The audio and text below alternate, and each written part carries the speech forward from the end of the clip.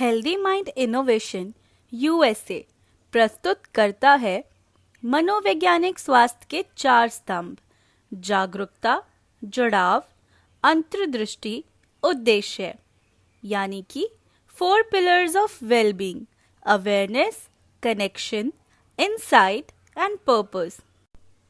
आज के समय में तन और मन दोनों के स्वास्थ्य पर काम करने का महत्व पहले से कहीं ज्यादा है, क्योंकि आजकल जी घबराना, हड़बड़ाहट, अकेलापन, डिप्रेशन और ज़रूरत से ज़्यादा चिंता करना बहुत आम बात हो गई है और हमें इसे एक उभरते हुए बड़े संकट के रूप में देखना चाहिए, जिससे कोई भी अछूता नहीं है।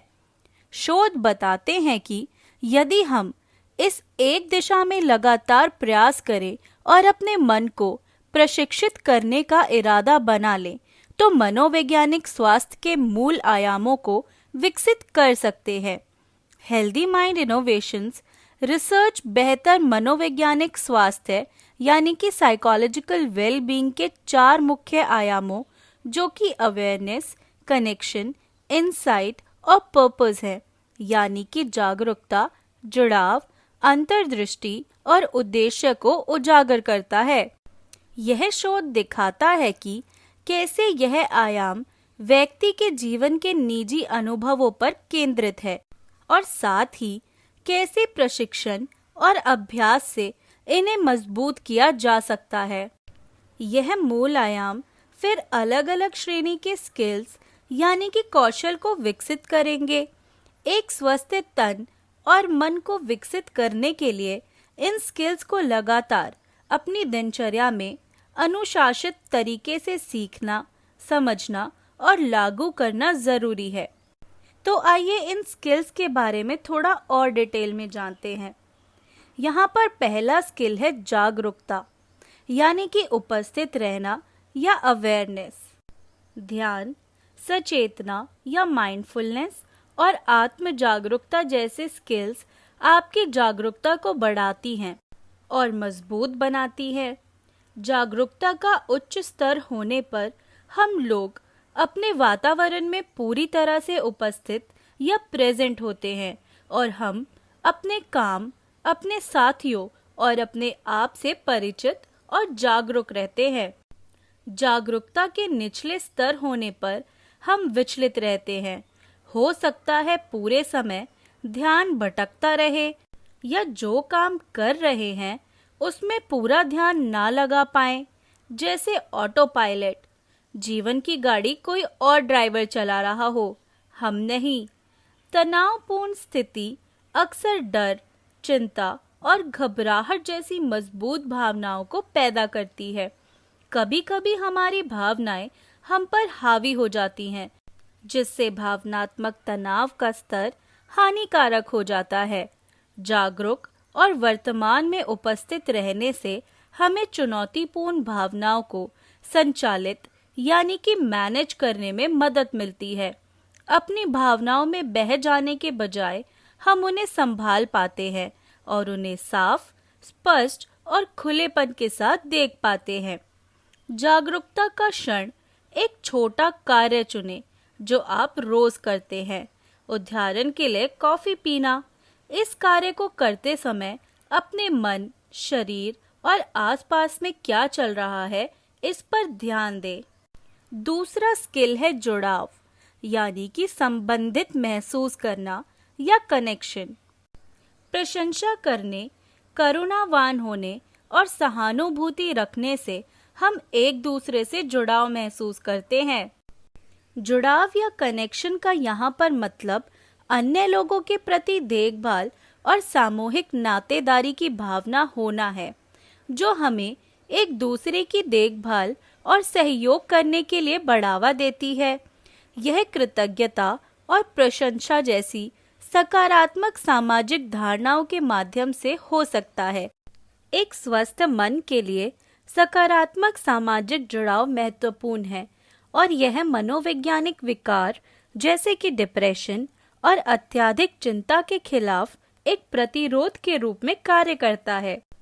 वहीं खराब सामाजिक संबंध होना बहुत अधिक शराब पीने और धूम्रपान करने से भी ज़्यादा हानिकारक हो सकता है।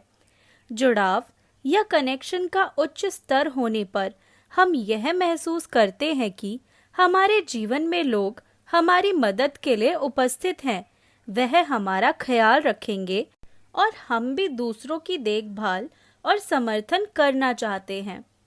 जुड़ाव का निचला स्तर होने पर हमें लगता है कि हमारे आसपास के लोग हमारा ख्याल नहीं रखना चाहते, उन्हें हमारी चिंता नहीं है और इस वजह से हम अलग थलग महसूस कर सकते हैं। हमें दूसरों की मदद करने की इच्छा नहीं होगी और अगर हम किसी की मदद करते भी हैं तो हमें इस बात का बुरा लग सकता है या हम नाराज महसूस कर सकते हैं।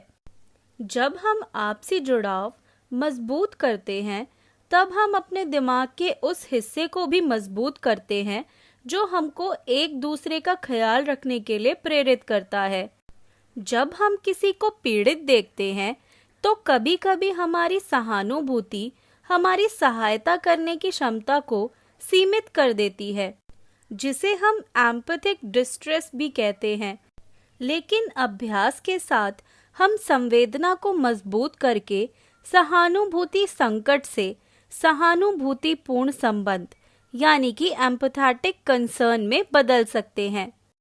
कनेक्शन आधारित चिंतनशील प्रथाओं के दूरगामी लाभ हैं, जैसे शारीरिक फायदे, तनाव में कमी, उम्र बढ़ने के बायोमार्कर्स में कमी, सकारात्मक भावनाओं, संबद्धता और स्व नियमन से संबंधित दिमाग के नेटवर्क का बढ़ना आदि। मानसिक फायदे, अकेलापन कम लगना, सामाजिक जुड़ाव की भावनाओं में वृद्धि, सकारात्मक भावनाओं में वृद्धि, नकारात्मक भावनाओं में कमी, समग्र मनोवैज्ञानिक स्वास्थ्य में वृद्धि आदि। व्यवहारिक फायदे, परोपकारिता बढ़ना, अचेतन पूर्वाग्रह में कमी, देखभाल करने वाले व्यवहार में वृद्धि, बढ़ी हुई पीड़ा सहने व सामना करने की शक्ति।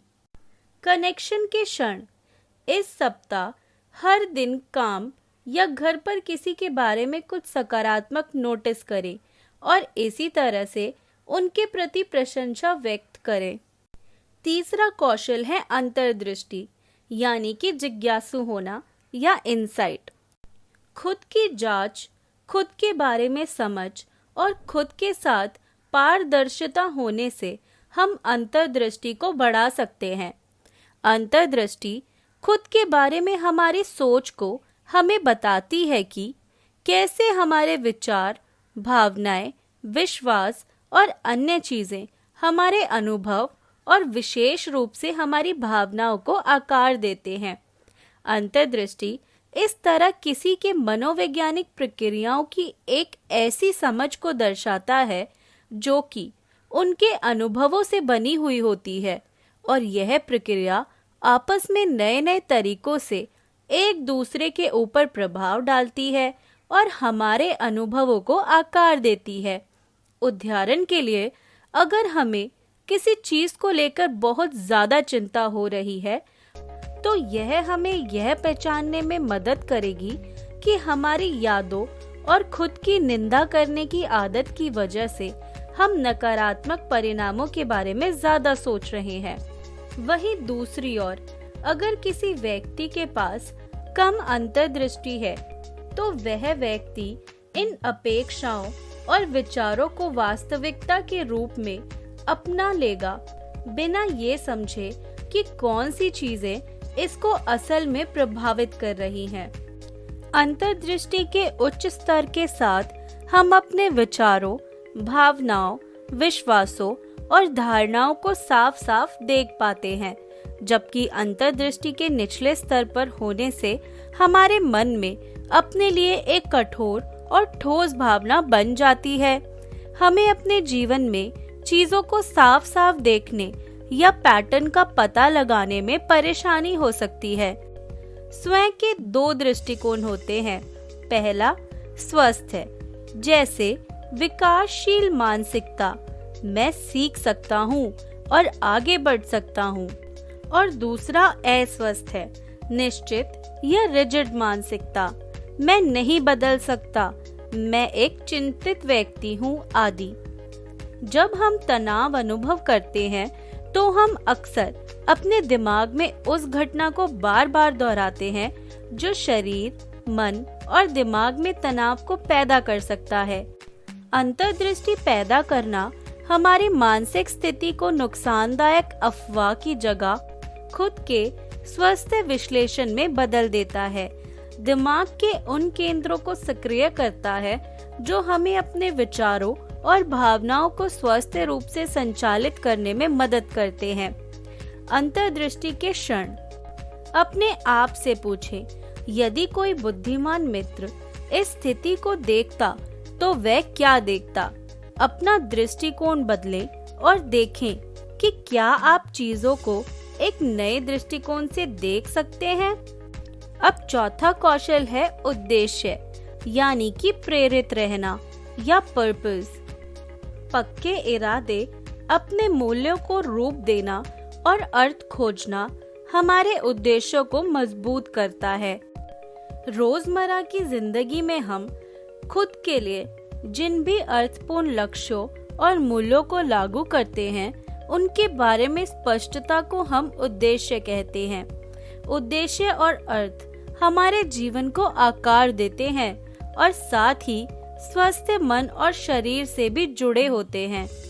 उद्देश्य की एक मजबूत भावना का परिणाम बेहतर स्वास्थ्य और स्वास्थ्य है, जिसमें शारीरिक गतिविधियों में वृद्धि, स्ट्रोक की घटनाओं में कमी, हृदय संबंधी बीमारियों में कमी, मृत्यु का कम जोखिम और यहाँ तक कि बेहतर वित्तीय स्वास्थ्य यानी कि फाइनेंशियल वेलबींग भी शामिल है।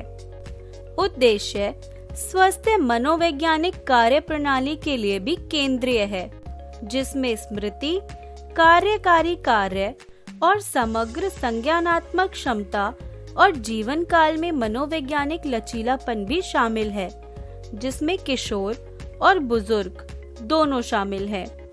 उद्देश्य का होना स्वस्थ मनोवैज्ञानिक प्रक्रियाओं के लिए भी जरूरी है, जैसे कि अच्छी याददाश्त या फिर बेहतर तरह से चीजों को समझ पाना, संज्ञानात्मक क्षमता का बढ़ना आदि शामिल है।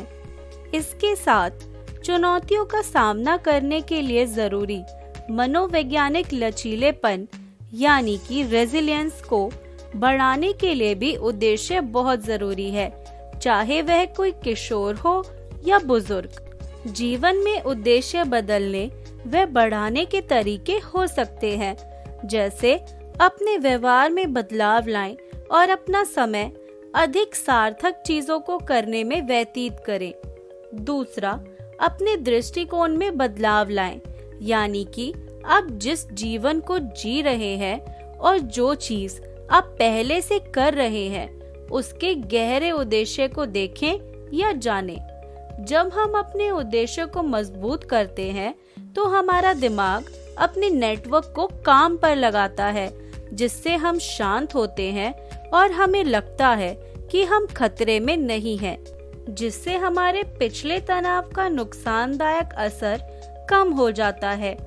जब हम तनावपूर्ण परिस्थितियों का सामना करते हैं, तो अक्सर हमारे अंदर भय, चिंता और क्रोध जैसी चुनौतीपूर्ण भावनाओं का जन्म होता है। यह लंबे समय तक रहने वाले तनाव में बदल सकता है और अत्यधिक तनाव या बर्नआउट पैदा कर सकता है। जब हम खुद से ऊपर उठकर अपने लिए उद्देश्यों और मूल्यों का चुनाव कर पाते हैं, तो इससे हमें संतुलित रहने में आसानी होती है तथा जीवन में एक बेहतर उद्देश्य तनाव के कम होने से जुड़ा हुआ होता है। उद्देश्य के क्षण। ऐसी गतिविधि चुनें जो आप नियमित रूप से करते हैं, जैसे रोजमर्रा का कोई भी काम। गतिविधि शुरू करने से पहले एक महत्वपूर्ण मूल्य को ध्यान में रखें। मूल्य को ध्यान में रखते हुए गतिविधि करें। धन्यवाद।